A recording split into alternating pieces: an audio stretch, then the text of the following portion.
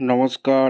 আরও একটা গুরুত্বপূর্ণ ইনফরমেশান নিয়ে চলে এলাম। খুব গুরুত্বপূর্ণ ভিডিও। যারা চ্যানেলে নতুন, চ্যানেলটাকে সাবস্ক্রাইব করে বেল আইকনটা টেপে রাখতে হবে লেটেস্ট গুরুত্বপূর্ণ আপডেট পাওয়ার জন্য। স্টেপ টু স্টেপ আপডেটটি আপনাদের সামনে তুলে ধরছি। বাড়িতে রেশন কার্ড থাকলেই মিলছে বিনামূল্যে সিলিন্ডার দিচ্ছে সরকার। বিনামূল্যে সিলিন্ডার দিচ্ছে সরকার। রেশন কার্ডটা খালি থাকতে হবে, সরাসরি ব্যাঙ্ক অ্যাকাউন্টে টাকা দিচ্ছে। আপনার বাড়িতে রেশন কার্ড আছে কিনা দেখে নিতে হবে। কিভাবে আবেদন করবেন দেখে নিতে হবে। স্টেপ টু স্টেপ আজকের আপডেটটি তুলে ধরছি। আচ্ছা, এই প্রতিবেদনে কি বলছে, এটা একটা দিল্লি সরকারের নিউজ দেবো। দিল্লি সরকার এই নতুন প্রকল্পে বিনামূল্যে এলপিজি পাওয়ার জন্য আলাদা করে কোনো আবেদনের প্রয়োজন নেই। এই এলপিজি পাওয়ার জন্য কোনো আবেদনের প্রয়োজন নেই।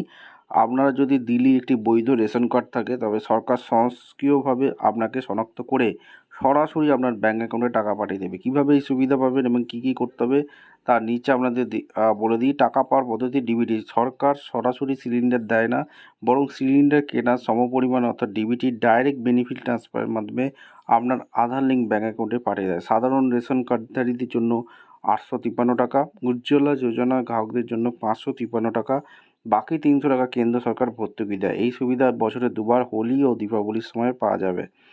আপনার যা নিশ্চিত করতে হবে সুবিধাটি পাওয়ার জন্য আপনার নিচে তথ্যগুলি ঠিক আছে কিনা দেখে নিতে হবে। আপনার রেশন কার্ড সচল অ্যাক্টিভ আছে কিনা দেখে নিতে হবে।